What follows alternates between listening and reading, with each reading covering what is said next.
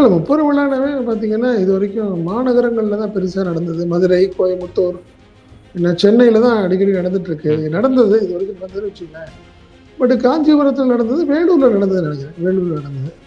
But இந்த முறை first டைமா கரூருக்கு ஒரு வாய்ப்பு. கரூருக்கு காரணம் வந்து விஎஸ்பி. இந்த நிகழ்ச்சியில பார்த்தீங்கன்னா, கிட்டத்தட்ட 5,00,000 பேர் உட்கார்றது பார்க்குற மாரி, சேர் போட்டு பந்தலுக்குள்ள உட்கார்றதே 5,00,000 பேருக்கான ஏற்பாடு பண்ணிட்டு இருக்காங்க.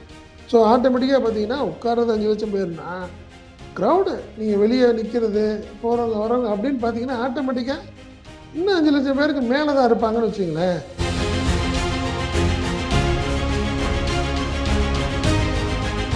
கொங்கு பெல்ட் அப்படின்னாவே திமுக, அதிமுக, பாஜக கூட்டணி தான் கடந்த தேர்தல். அது நம்ம அப்பதான் ம். பார்க்கணும்.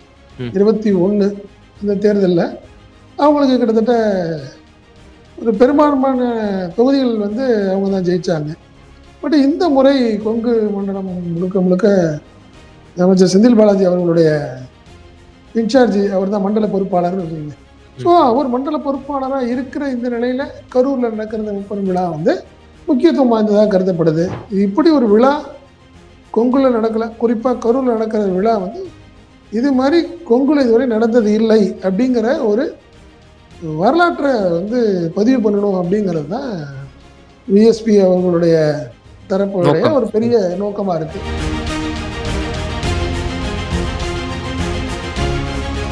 எடப்பாடியோட டூர் மேட்டுப்பாளையத்தில் ஆரம்பிச்சாரு. கொங்குல இருந்து ஆரம்பிக்கிறாருன்னு வச்சுங்களேன். நீங்க அமித்ஷா நிகழ்ச்சிகளா இருக்கட்டும், நீங்க பாஜக நிகழ்ச்சிகளும் பார்த்தீங்கன்னா, பெரும்பாலும் பார்த்தீங்கன்னா கொங்கு பெல்ட்டில் தான் ஆரம்பிப்பாங்க. அவங்க மோஸ்ட் காரணம் என்னன்னா, அங்க இருக்கிற வாக்குகளை தக்க வச்சுக்கணும் அப்படிங்கிறது தான் 2 பேருடைய கான்சன்ட்ரேஷனும் அதில் தான் போயிட்டு இருக்கு. ஸோ இந்த முறை திமுக வந்து முழுக்க முழுக்க, ஏன்னா கிட்டத்தட்ட எல்லா இடத்துலையும் டாமினேட் பண்ணிட்டோம், கொங்கு மண்டலம் மட்டும் நம்மளுக்கு இன்னும் பெரிய லெவலில் பிடி கொடுக்கல அப்படிங்கிற வருத்தம் அவங்களுக்கு இருக்கு. ஸோ அதற்கான ஒரு நிகழ்வாக தான் இதை நான் பார்க்குறேன். இதற்கான விஷயமாக தான். காரணம் என்ன, இதுவரை கொங்கு மண்டலத்தில் எந்த கட்சியும் நடத்தாத ஒரு விழாவாக இருக்கணும். அந்த பிரம்மாண்டத்தை பார்க்குறப்ப மற்றவங்க பயப்படணும். திமுக தலைவர் வந்து பார்க்குறப்ப ஆட்டோமேட்டிக்காக வெரி குட், நம்மளுக்கு வேலை பார்க்க ஆரம்பிச்சிட்டாங்கயா வர்ற அப்படிங்கிற மாதிரி அவங்களுக்கும் ஒரு வர்றது தலைவர்கள்லேருந்து எல்லாமே ஆஹா இதே மாதிரி ஒர்க் பண்ண ஆரம்பிச்சாகணும், செந்தில் பாலாஜி ஆரம்பிச்சிட்டாப்புல, இப்போ நம்மளும் பண்ணணும்னு சொல்லி ஒவ்வொருத்தரும் அவங்கவுங்க ஆட்டோமேட்டிக்காக டெல்டா ஏரியாவாக இருக்கட்டும், நீங்கள் வட மாவட்டங்களாக இருக்கட்டும், தென் மாவட்டமாக இருக்கட்டும், எல்லாமே இறங்கி ஒர்க் பண்ணுவாங்க. ஸோ இது வந்து ஒரு ஃபஸ்ட்டு இதை தீப்பொறியும்பாங்கல்ல.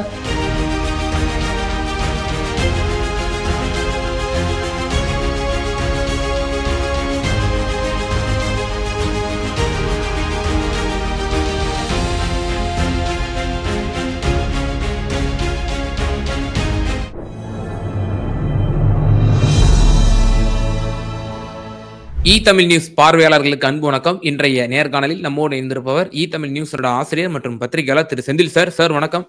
வணக்கம் முக்கியம். வணக்கம் சார்.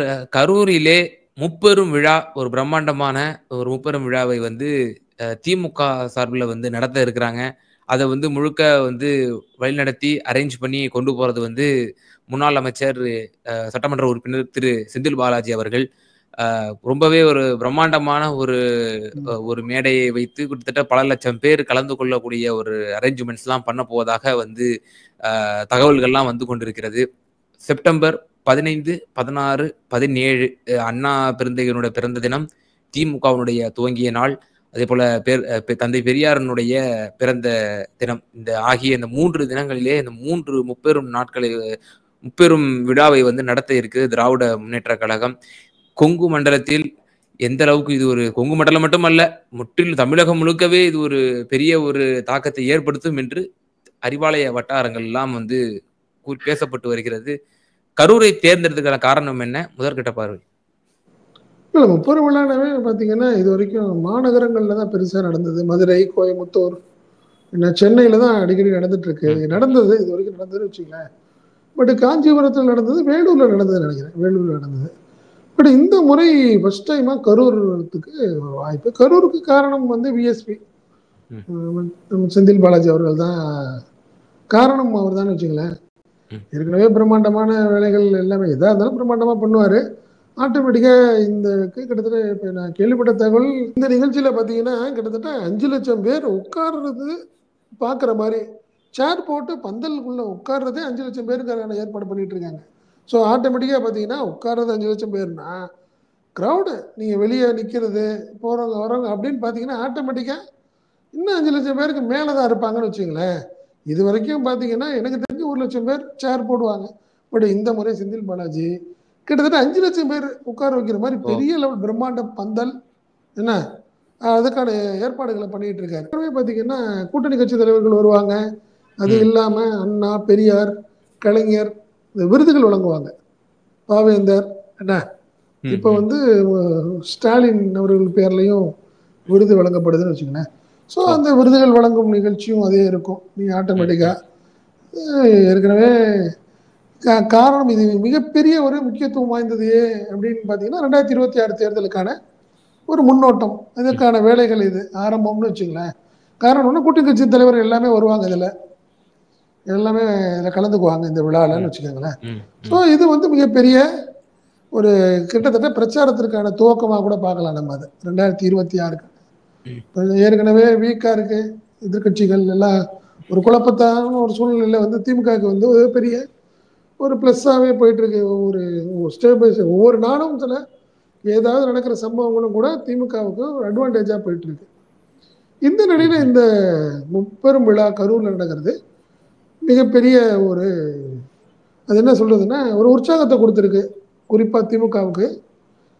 அதாவது நல்லா பார்த்தீங்கன்னா கொங்கு பெல்ட் அப்படின்னாவே திமுக அண்ணா திமுக பாஜக கூட்டணி தான் கடந்த தேர்தல். அதை நம்ம அப்பதான் பார்க்கணும்.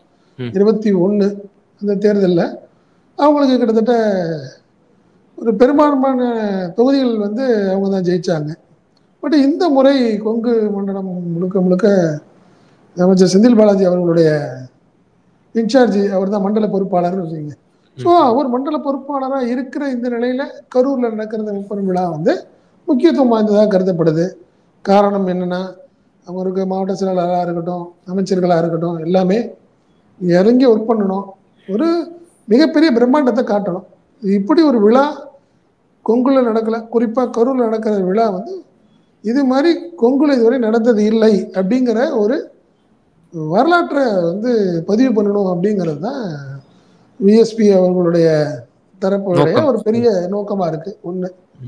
ரெண்டாவது பாத்தீங்கன்னா இந்த தேர்தல் அப்படிங்கிறது வந்து ஒரு முக்கியத்துவம் வாய்ந்த தேர்தல் திமுகவுக்கும். காரணம்னா கொங்கும் எங்களுக்கு, கொங்கு மண்டலமும் எங்களுக்கான சாதகமான மண்டலம் அப்படிங்கிறத ப்ரூவ் பண்ண வேண்டிய கட்டாயம். ஏற்கனவே நீங்க வந்து உள்ளாட்சி தேர்தல் எல்லாம் திமுக தான் ஜெயிச்சு வந்துச்சுன்னு வச்சுக்கோங்க. ஆனாலும் சட்டமன்ற தேர்தலில் 10 ஏற்கனவே கோயம்புத்தூரா இருக்கட்டும், திருப்பூரா இருக்கட்டும், ஈரோடு, ஊட்டி எல்லா இடத்துலையும் பாத்தீங்கன்னா பெரும்பான்மையான தொகுதிகளில் அதிமுக ஜெயிச்சிருக்கு. குறிப்பா பாத்தீங்கன்னா முக்கிய தலைவர்களும் இதுல தான் இருக்கிறாங்க. அதிமுகவுடைய முக்கிய தலைவர்கள் நீங்க வேலுமணி, தங்கமணி, செங்கோட்டையன், கருப்பண்ணன், என்ன ராதாகிருஷ்ணனா இருக்கட்டும், பொள்ளாச்சி ஜெயராமனா இருக்கட்டும், இப்படி கிட்டத்தட்ட அவங்களும் முக்கியமான தலைவர்களும் ஒரு 10-12 பேர் இருக்காங்க. பிஜேபி தலைவர்களும் சொல்லணும் நம்ம பாத்தீங்கன்னா வானதி இருக்காங்க. என்ன ஸோ இப்படி ஒரு சூழ்நிலை இருக்கிற இந்த நிலையில கொங்கு வந்து நம்ம எப்படியாவது ஜெயிச்சு ஆகணும் அப்படிங்கிற கட்டாயத்தில் திமுக ஒர்க் பண்ணிட்டு இருக்காது. இந்த மீட்டிங் வந்து ஒரு மிகப்பெரிய அவங்களுக்கு ஒரு பெரிய பூஸ்டப்பா இருக்கும் அப்படின்னு தான் கருதப்படுது. இப்போ நீங்க சொன்னது போல ஆரம்பத்துல எப்பவுமே ஒரு முப்பெரும் விழா அல்லது ஒரு மாநிலம் தழுவிய ஒரு விழாவோ மாநாடோ நடத்துவதாக இருந்தால் தமிழ்நாட்டுக்கு மைய பகுதியா இருக்கக்கூடிய திருச்சியில வைப்பாங்க, அது இலகுவா இருக்கும். இல்ல மதுரையை வைப்பாங்க. அந்த மாதிரி பகுதியில் சென்னையில வந்து டிராபிக்ஸ் அதிகமா இருக்கும், அதனால அந்த மாதிரி ஏற்பாடுகள் செய்வது உண்டு. இப்ப கரூரை தேர்ந்தெடுப்பது என்பது ரொம்பவே ஒரு ஒரு மைன்யூட் பாலிடிக்ஸ் அதுல இருக்கு. அதுல பல கருத்துக்கள் இருக்குங்கிற விஷயத்த நீங்க சொல்லியிருக்கீங்க. வேற என்ன மாதிரியான உத்வேகங்கள்லாம் கிடைக்கும் சார் இப்போ அந்த கரூர் மாவட்டத்திலையும் சரி, மேற்கு மண்டலத்திலையும் சரி, வேற என்னென்ன மாதிரிலாம் திராவிட முன்னேற்ற கழக என்ன செய்தியை சொல்லுது? நம்ம இன்னும் வந்து போக வேண்டிய தூரம் நிறைய இருக்கா? ஏன்னா வந்து இப்போ அது ஒரு இருப்பு, முக்கியமான இருப்புன்னு சொன்னா பாஜகவுக்கு அந்த மேற்கு மண்டலம் தான். நீங்க சொன்னது போல பல பெரிய பெரிய தலைவர்கள்லாம் அங்கதான் இருக்கிறாங்க. பிஜேபியும் தங்களுடைய அதிகாரத்தை முழுக்க அங்கதான் செலுத்துது. போன வாட்டி அண்ணாமலையும் கோயம்புத்தூர்ல 4.5 லட்சம் ஓட்டு நாடாளுமன்றத்துல வாங்கினதும் அங்கதான். சோ இப்போ முதலமைச்சர் ஒரு செய்தியை சொல்றாரா அங்க உள்ள நிர்வாகிகளுக்கு, இதன் மூலியமாக நான் உங்க பகுதியில நான் ரொம்ப முக்கியத்துவம் கொடுக்குறேன், நான் ரொம்ப வந்து ஒரு பெரிய விழாவே நாங்க கண்டக்ட் பண்றேன் அப்படின்னு ஒரு செய்தி சொல்றாரா முதலமைச்சர்? கண்டிப்பா இது ஒரு ஒரு பெரிய ஒரு அதான் சொல்றேன், கொங்கு மண்டல திமுகவுக்கு பெரிய உற்சாகத்துக்கான ஒரு ஒரு அடிக்கோல் நாட்டும் நிகழ்ச்சியா தான் அப்படி நான் பார்க்குறேன்னு வச்சுங்களேன். குறிப்பா பார்த்தீங்கன்னா, திமுக விட்டுருங்க, அண்ணா திமுகவும், பாஜகவும் கொங்குவ தான் முழுக்க முழுக்க கான்சன்ட்ரேட் பண்றாங்க. இப்ப நீங்க சொல்லப் போனா, நீங்க எடப்பாடியோட டூர் மேட்டுப்பாளையத்துல ஆரம்பிச்சாரு. கொங்குலேருந்து ஆரம்பிக்கிறாருன்னு வச்சுங்களேன். நீங்க அமித்ஷா நிகழ்ச்சிகளா இருக்கட்டும், நீங்க பாஜக நிகழ்ச்சிகளும் பார்த்தீங்கன்னா, பெரும்பாலும் பார்த்தீங்கன்னா, கொங்கு பெல்ட்ல தான் ஆரம்பிப்பாங்க. அவங்க காரணம் என்னன்னா, அங்க இருக்கிற வாக்குகள தக்க வச்சுக்கணும். அப்படிங்கிறது தான் 2 பேருடைய கான்சன்ட்ரேஷனும் அதுல தான் போயிட்டு இருக்கு. ஸோ இந்த முறை திமுக வந்து முழுக்க முழுக்க ஏன்னா கிட்டத்தட்ட எல்லா இடத்துலையும் டாமினேட் பண்ணிட்டோம். கொங்கு மண்டலம் மட்டும் நம்மளுக்கு இன்னும் பெரிய லெவலில் பிடி கொடுக்கல அப்படிங்கிற வருத்தம் அவங்களுக்கு இருக்கு. ஸோ அதற்கான ஒரு நிகழ்வாக தான் இதை நான் பார்க்குறேன். இதற்கான விஷயமா தான் காரணம் என்ன, இதுவரை கொங்கு மண்டலத்தில் எந்த கட்சியும் நடத்தாத ஒரு விழாவாக இது இருக்கணும். அந்த பிரம்மாண்டத்தை பார்க்குறப்பே மற்றவங்க பயப்படணும். அப்படிங்கிறது தான் இது ஒரு அவங்களுடைய குறிக்கோளாக இருக்கும். காரணம் என்ன, அந்த கூட்டத்தை பார்த்தா அண்ணா திமுக பிஜேபியில முடிஞ்சு போச்சு தலைவா இப்படி சொல்லுவோம்ல, இது யதார்த்தமா பேசுற விஷயம் தானே. அந்த மாதிரி ஒரு நிகழ்ச்சியை நடத்தணும் அப்படிங்கிறது அவங்களுடைய பிளான். இது கண்டிப்பா சக்சஸ் பண்ணிடுவாங்க, அதனால மாற்றம் இல்லைன்னு வச்சுங்களேன். ரொம்ப ஒரு காரணம் என்னன்னா, கொங்கு மண்டல பொறுப்பாளர் 2வது அவருடைய மாவட்டத்துல நடக்குது நிகழ்ச்சி, சொல்லவே வேணாம். ஏன்னா நீங்க கோயம்புத்தூர்ல நடத்தீங்கன்னா கூட பரவாயில்ல, அது அது கோயம்புத்தூரா இருக்கட்டும், திருப்பூரா இருக்கட்டும், ஈரோடா இருக்கட்டும், ஊட்டியா இருக்கட்டும், எங்க இருந்தாலும் அவர் தான் பொறுப்பாளர்னு வச்சுங்க. இருந்தாலும் அவருடைய மாவட்டம் அப்படிங்கிறப்போ இன்னும் ஒரு கூடுதல் கவனம் செலுத்துவாரு. அங்க கிட்டத்தட்ட ஆட்கள் எல்லாம் ஒர்க் பண்ணுவாங்க. அதனால கண்டிப்பா அந்த பிரம்மாண்டத்துக்கு பஞ்சம் இருக்காது. 5 லட்சம் பேர் உட்கார்றது பாக்குற மாதிரி பந்தல் அமைக்கிறாங்கன்னு நான் கேள்விப்பட்டேன். மதியான சாப்பாடு ஏற்கனவே நீங்க பாத்தீங்கன்னா, நீங்க ஒரு 15-20 நாளைக்கு முன்னாடி கரூர்ல ஒரு ஃபங்க்ஷன் நடத்துனாங்க. என்ன முடிச்சுட்டு சாப்பாடு எந்த வகையில் சாப்பாடு போட்டாங்கன்னா, அரிசி கிட்டத்தட்ட 12 வகை அசைவ உணவோட சேர்ந்து பண்ணி கொடுத்தாங்க. அதனால பெரிய பிரம்மாண்டத்துக்கு பஞ்சம் இருக்காது. இது வந்து பெரிய பூஸ்டப்பா இருக்கும் முதல்வருக்கும். திமுக தலைவர் வந்து பாக்குறப்ப ஆட்டோமேட்டிக்கா வெரி குட், நம்மளுக்கு வேலை பார்க்க ஆரம்பிச்சிட்டாங்க வர்ற அப்படிங்கிற மாதிரி அவங்களுக்கும் ஒரு வர்றது தலைவர்கள்லேருந்து எல்லாமே ஆஹா இதே மாதிரி ஒர்க் பண்ண ஆரம்பிச்சாகணும், செந்தில் பாலாஜி ஆரம்பிச்சிட்டாப்ல, இப்போ நம்மளும் பண்ணணும்னு சொல்லி ஒவ்வொருத்தரும் அவங்கவுங்க ஆட்டோமேட்டிக்காக டெல்டா ஏரியாவாக இருக்கட்டும், நீங்கள் வட மாவட்டங்களாக இருக்கட்டும், தென் மாவட்டமாக இருக்கட்டும், எல்லாமே இறங்கி ஒர்க் பண்ணுவாங்க. ஸோ இது வந்து ஒரு ஃபஸ்ட்டு இதை தீப்பொறியும்பாங்கல்ல, நீங்கள் ஆட்டோமேட்டிக்காக செப்டம்பர் 17 வந்து கரூரில் நடக்க போகிற 30 விழாங்கிறது ஒரு தீப்பொறி ஆரம்பிக்க போகுது.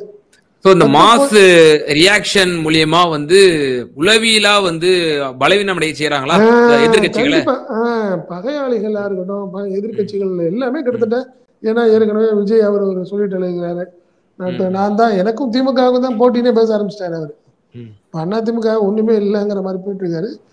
அதுக்கு தகுந்தாப்புல அண்ணா திமுக சில குளறுபாடுகள் ஓடிட்டே இருக்குல்ல, ஓபிஎஸ் வெளியே வந்துட்டாரு, இந்த மாதிரி விஷயங்கள்லாம் இருக்கிறப்போ திமுக ஒரு மிகப்பெரிய அட்வான்டேஜா இருக்கும். இந்த நிகழ்ச்சி வந்து கண்டிப்பா பகையாளிகளுக்கு ஒரு பெரிய பயமுறுத்தும் வகையில் தான் இந்த நிகழ்ச்சி இருக்குங்கிறது தான் என்னுடைய அனுமானம். இப்ப பல லட்சம் பேர் இதுல கூட இருப்பாங்க. அதே போல அவங்களுக்கு இப்ப நீங்க சொல்வது போல ஆல்ரெடி இந்த மாதிரி பல மாநாடுகள் நடத்தியவர், இது மாதிரி பல நிகழ்ச்சிகள், பல நூற்றுக்கணக்கான நிகழ்ச்சிகள் ஒரே நேரத்துல ஷெடியூல் வச்சவங்க, அந்த மாதிரிலாம் நிர்வாக திறமை உள்ளவர் திரு செந்தில் பாலாஜி அவர்கள். இப்ப அரேஞ்ச்மெண்ட்ஸுடைய அந்த நடவடிக்கைகள்லாம் எப்படி போயிட்டு இருக்கு சார்? பிரம்மாண்டமா இது சம்பந்தமா ஏற்கனவே உட்காந்து சிஎம் உட்காந்து டிஸ்கஸ் பண்ணிட்டாரு, அதுக்கான வேலைகள்லாம் நடந்துருச்சு அப்படின்னு தான் சொல்றாங்க. பட் இந்த வகையில பார்த்தீங்கன்னா இன்னைக்கு வைகோ போனவர் தான் இன்னைக்கு அதை வந்து முப்பெரும் விழாங்கிறத வெளியவே சொல்றாரு. கரூர்ல முப்பெரும் விழா வச்சிருக்கேன் வாங்க கூப்பிட்டாரு முதல்வர் அப்படின்னு வைகோ சொன்னதுல தான் டேட்டு ஃபிக்ஸ் பண்ணது. பட் ரகசியமா நடந்துட்டு இருந்துச்சு வேலைன்னு வச்சுங்க, வெளியே தெரியாது. இப்போ தெரிஞ்சது நீங்க வைகோ சொன்னது தான் நிகழ்ச்சிக்கான செந்தில் பாலாஜி தான் பண்ணிட்டு இருக்காப்ல ஏற்பாடெல்லாம், அதனால அவசியம் நீங்க கலந்துக்கணும் நீங்க அப்படின்னு சொல்லியிருக்காரு. யாரு சிஎம் வந்து வைகோ. ஏன்னா கூட்டணி கட்சி தலைவர்கள் எல்லாம் வருவாங்கல்ல, அதுல ஒண்ணு மாற்றம் இல்லை. இது அதான் சொன்னேன், ஆட்டோமேட்டிக்கா இது எல்லாத்துக்கும் ஒரு எச்சரிக்கை மணியா இருக்கும் முப்பெரும் விழா. கரூருடைய முப்பெரும் விழாங்கிறது தாவேகாக்கு, அதிமுகக்கு, பாஜகவுக்கு எல்லாத்துக்குமே இது ஒரு எச்சரிக்கை. பார்த்துக்க 200+ங்கிறது நாங்க தான் அப்படிங்கிறத காட்ட போறாங்க. அதுதான் நம்மளுக்கு. இப்போ போன சட்டமன்ற தேர்தல்ல ஒரு ஒரு ஒரு மாநாடு அச்சாரமா இருந்தது திருச்சி மாநாடு. அது ரொம்ப ஒரு முதலமைச்சரே டைரக்ட்டா கலந்துக்கிட்டாங்க. ரொம்பவே ஒரு மாஸ் லெவல்ல ஒரு கூட்டங்கள் பார்க்கும்போதே வியக்க வச்சுச்சு. இப்படி ஒரு கூட்டம் வருமா தமிழ்நாட்டுல அப்படின்ற மாதிரி திருச்சியில வச்சிருந்தாங்க. அது போல கடந்த ஆண்டு திருச்சி, இந்த ஆண்டு கரூர்ங்கிற மாதிரி தேர்வு செஞ்சிருக்காரா மாண்பு முதலமைச்சர்? கண்டிப்பா இது ஒரு ஆரம்பம் தானே. முப்பெரும் விழா ஆரம்பம் இது. கண்டிப்பா நீங்க பிரச்சார துவக்கம் எங்கேயாவது ஒரு இடம் நடக்கும். எங்கேயாவது ஒரு இடத்துல நடத்துவாங்க. கூட்டணி கட்சிகள்லாம் அதே மாதிரி வேட்பாளர்கள் அறிமுக விழா அது தனியா நடக்கும். பட் இது ஆரம்பமே ஏற்கனவே நீங்க திமுக ஆரம்பிச்சிருச்சீங்க. உங்களுக்கு ஓரணியில் தமிழ்நாடுங்கிற விஷயம் ஏற்கனவே ஒர்க் பண்ணிட்டு இருக்கிறாங்கன்னு வச்சுங்களேன். அடுத்தடுத்த விஷயங்கள் நடந்துட்டு இருக்க இந்த டைம்ல இது அடுத்த பூஸ்டப் இது அவங்களுக்கு. அவ்வளவுதான்.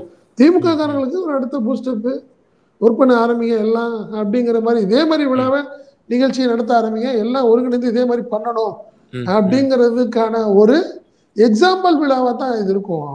அதனோட மாற்றம் நிச்சயமா சார். அவர் ஒரு தனியார் தொலைக்காட்சி நியூஸ் 7 என்று நினைக்கிறேன். அதில் கூட அவர் பிரத்யேகமாக அவரை வந்து அவருடைய ஒரு நாள் ஷெட்யூல் எப்படி இருக்கும், அவருடைய டெய்லி ரொட்டீன் எப்படி இருக்குங்கிற மாதிரி கொடுத்திருந்தாங்க. அதுல கூட கிட்டத்தட்ட கரூரிலே திராவிட முன்னேற்ற கழகம் சார்பில் ஒரு நாளைக்கு 100கணக்கான நிகழ்ச்சிகள் நடத்தப்படுகின்றன. அவை அனைத்தையும் ஆர்கனைஸ் செய்யக்கூடியவர் திரு செந்தில் பாலாஜி அவர்கள். அதுபோல இந்த மாநாடு தேர்தலுக்கான ஒரு ட்ரையல் தான். அப்ப மெயின் பிக்சர் இப்ப எந்த அளவுக்கு இருக்கும் அப்படின்னு வந்து பிரமிக்க வைக்க அளவுக்கு வந்து அந்த பணிகள் இருப்பது போல நிச்சயமா எதிர்கட்சியினருக்கு வந்து ஒரு மிகப்பெரிய ஒரு சவாலாகத்தான் திராவிட முன்னேற்ற கழகம் இந்த களப்பணி ஆற்றப் போகிறது என்பதை வந்து சந்தேகத்திற்கு இடமில்லாம பல விஷயங்களை எங்க நேயர்களுக்கு பகிர்ந்தீங்க சார். ரொம்ப நன்றி சார். நன்றி. நன்றி. நமது தமிழ் நியூஸ் சேனலில் உங்களது பொருட்களை வெறும் 500 ரூபாயில் விளம்பரம் செய்ய வேண்டுமா? தொடர்புக்கு 7806942275 தொடர்பு கொள்ளுங்கள்.